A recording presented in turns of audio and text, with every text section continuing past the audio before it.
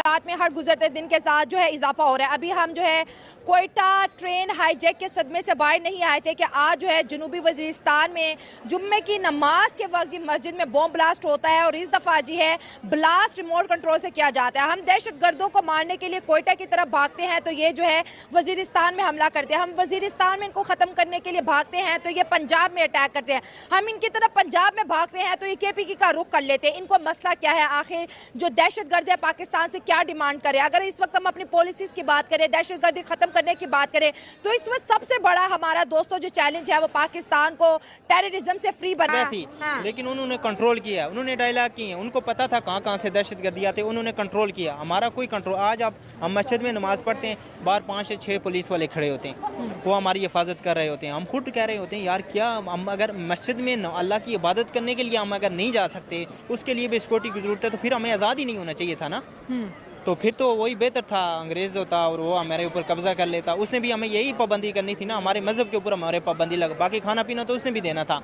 तो ये बड़ी खौफनाक सूरत हाल है। और देखें हमारे फ़ौज के जो जवान हैं, जो सिपाही हैं उधर बलूचिस्तान से, हाँ। तो हम सबको मिलके, बलूचिस्तान और पाकिस्तान क्या एक नहीं है तो एक ही, मगर इन्होंने बलोचियों ने अलग ही अपना एक मुल्क बनाया हुआ है।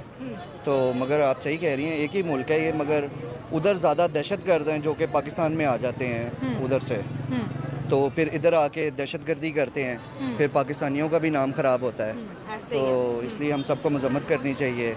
और सर अगर देखा जाए तो जब हम छोटे से तब से हम दहशतगर्दी के खिलाफ लड़ रहे हैं। आज हम मार्केट में खड़े हैं, मुझे अपना बचपन याद है कि वक्त ऐसा था 10 लोग खड़े नहीं हो सकते थे लाहौर में, कि इतना ज़्यादा जो है एरिया हमारा सेंसिटिव करार दे दिया गया। तब से हम जो है दहशतगर्दों को मारने के खात्मे में लगे हुए हैं, लेकिन आज तक जो है वो ऑपरेशन सक्सेसफुल नहीं हो रहा। असल में दहशतगर्द ऐसे हैं कि आप उनको पकड़ ही नहीं सकते।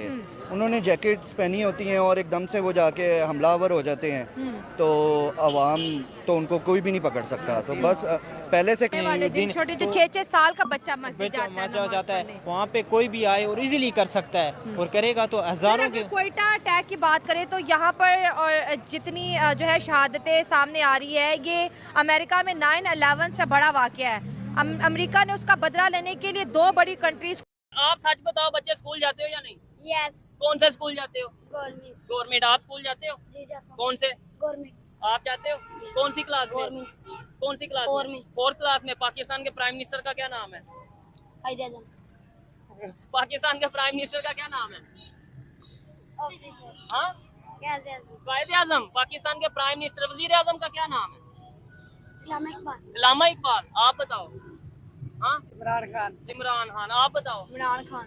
ये देखें, ये बच्चे हैं, हमारा फ्यूचर है। और मैं ये नहीं समझता इनमें से किसी का भी कसूर है, किसी एक ने भी सही जवाब दिया है। कोई कह रहा है पाकिस्तान के प्राइम मिनिस्टर यानी वजीर आजम का नाम है कायदे आजम, कोई कह रहा है इलामा इकबाल और कोई कह रहा है इमरान खान। क्या समझते हैं ये एजुकेशन हमें मिल रही है पाकिस्तान के स्कूलों में, या ये? और 4th, 5th, 6th क्लास के बच्चे हैं। देखिए अब ये हालात देख ले हमारी यूथ का। अब इन बच्चों को तो जो सिखाया जाता है उन्होंने वही सीखना है। अब वो 5th क्लास का बच्चा 5-7 साल स्कूल गया है, लेकिन उसके बावजूद उसको नहीं पता पाकिस्तान का प्राइम मिनिस्टर कौन है। अगर कंपैरिजन करें दूसरे कंट्री से, आप दूसरे चाइना का कोई लड़का उठा के देख लें, इंडिया का इवन कोई लड़का उठा के, बांग्लादेश का कोई लड़का उठा के देख ले, वो आपको सारा कुछ बता देगा।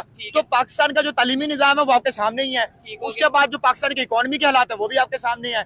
इवन अभी हमने IMF के पैसे देने आई, और अभी तो अगर हम इसी डगर पे चलते रहे तो आपको पता दिसंबर के अंदर पाकिस्तान डिफॉल्ट हो जाना था अगर पाकिस्तान वो IMF की वो कह रहे हैं अल्हम्दुलिल्लाह हम जब कर्जा लेने में कामयाब हो गए। और एक वक्त आता है कि जब मकरूज बंदा पर कर्जा अदा नहीं कर पाता तो फिर वो अपने घर की चीजें बेचता है। तो हम बेच नहीं रहे, हम निजकारी कहना पे एक निजकारी। ठीक है। एक दफा फिर रेलवे क्या है, रेलवे को भी हमने किया। IMF कहेगा कि आप पीछे हटो, ये बंदे भी मारे हैं, ये जमीन भी मारे, तो हम फिर गुलाम हो जाएंगे।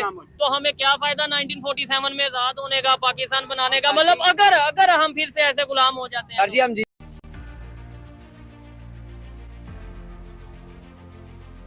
एक तो ये 1 बजे 11 तारीख को शुरू हुआ और 12 तारीख को शाम तक ये क्लियर हो चुका था। We have some lessons to be drawn from it. वो हम इसको देख रहे हैं, इसको हम एनालाइज कर रहे हैं।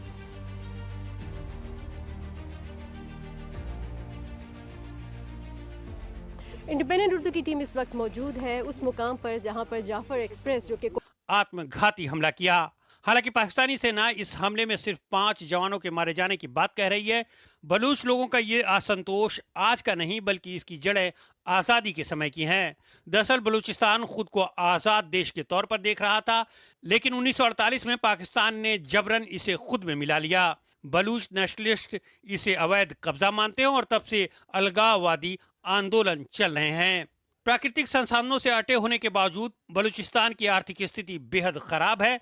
सबसे बड़े प्रांत होने के बावजूद सेना और सियासत में बलूच लोगों का उचित प्रतिनिधित्व नहीं है। मानवाधिकारों का खुलेआम हनन हो रहा है।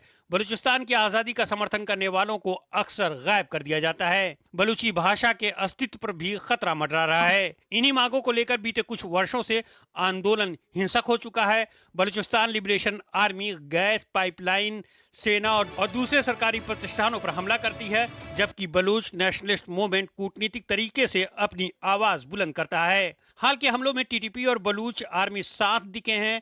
टीटीपी पाकिस्तान में इस्लामी कानून चाहता है और बीएलए बलूचिस्तान की आज़ादी, लेकिन दोनों का दुश्मन एक है, लिहाजा लड़ाई में चली जा रही है। और पाकिस्तानी के रिश्तेदार हैं जो इसके साथ जिहाद में सो कॉल्ड शामिल थे, एक एक करके वो जा रहे हैं। इंडियन मीडिया जो है ये बलूच लिबरेशन आर्मी का प्रोपेगेंडा सो कॉल्ड क्यों चला रहा है? मैं ही कह रहा हूं यार, इतना बड़ा अटैक हो गया तुम्हारी ट्रेन के ऊपर, तुम्हारे फौजियों को मार दिया, इतने लोगों को होस्टेज ले गए 100-200 से ऊपर, तुम बात ही नहीं कर रहे। ये पूरा ऊपर से यहां तक दोस्तों, ये पूरा इलाका पाकिस्तानी फौज के लिए नो गो हो गया है। ये पूरा वो डोनाल्ड ट्रंप जो कह रहा था मैं कभी लड़ाई शुरू नहीं करूंगा, मैं जंग चाहता ही नहीं, वो अचानक डोनाल्ड ट्रंप कहता है ठोको इनको। क्या डोनाल्ड ट्रंप ने ऑयल के लिए लड़ाई छेड़ दी है? फैजल नदीम, जिसको अबू कतल का कहते हैं, द कतल ऑफ अबू कतल, ये है भाई। रमी खेलो तो जंगली रमी पे। इंडिया में इतने हजारों करोड़ रुपए इन्वेस्ट कर रखे, कौन है वो, क्या अचीवमेंट है? अगर वो मर गया तो इट्स अ गुड रिडेंस। तो उन्होंने बंबई में जो अटैक करवाया 26/11 में, जो हमारे देशवासियों की जान गई, उसमें क्या मुसलमान नहीं थे? बहुत ज्यादा संख्या में मुसलमान थे आरजू जी, शायद आपको पता नहीं है। ऐसे लोगों को रखने का क्या फायदा? और देखिए पाकिस्तान अपने कर्मों का, इसलिए कहते हैं लॉ ऑफ कर्मा।